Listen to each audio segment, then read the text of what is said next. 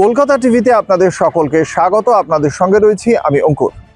12টায় office আসি, 2টোই tiffin, 3টে যদি দেখি সিগন্যাল গ্রিন।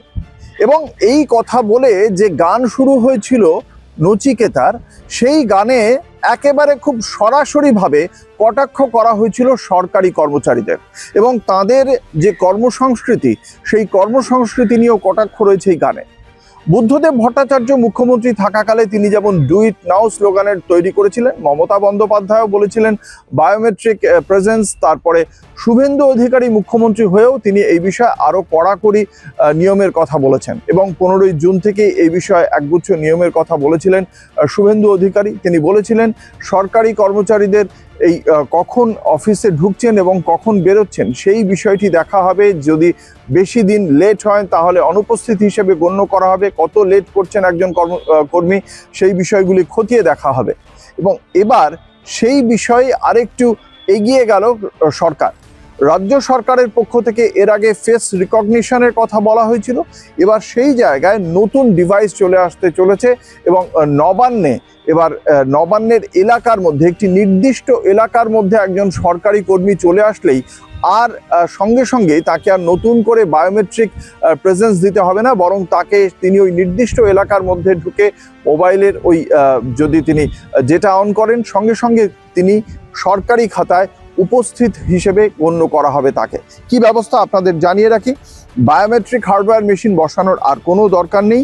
নিজেদের মোবাইল ফোনের সাহায্যে হাজিরার বা তাদের যে অ্যাটেন্ডেন্স সেটা তারা দিতে পারবেন। এবং অর্থ দপ্তরের পক্ষ থেকেই এই বিজ্ঞপ্তি জারি করা হয়েছে। সেখানে বলা হয়েছে প্রত্যেকটি বিভিন্ন দপ্তরের যে সমস্ত নিজস্ব সফটওয়্যার রয়েছে সেই সফটওয়্যার সলিউশনগুলোকে এই বিষয়ে খতিয়ে দেখতে বলা হয়েছে।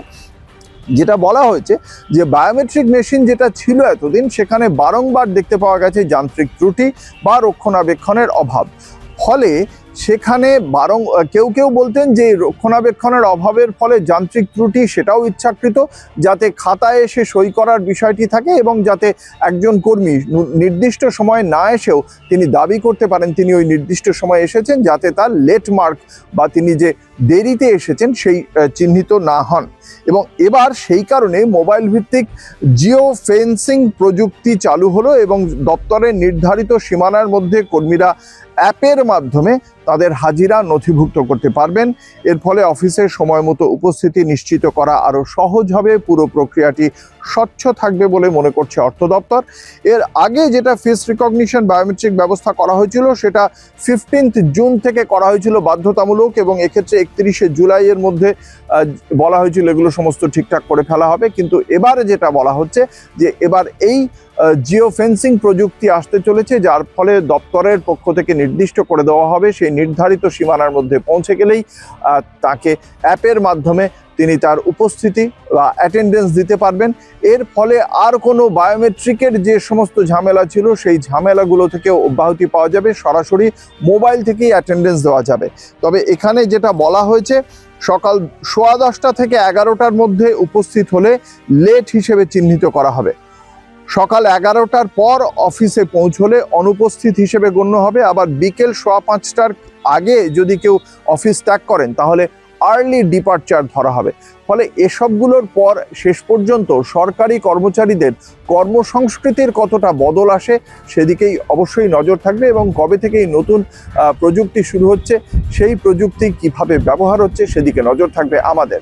এবং তার জন্য আপনাদের দেখতে হবে কলকাতা টিভি রাত দিন 7।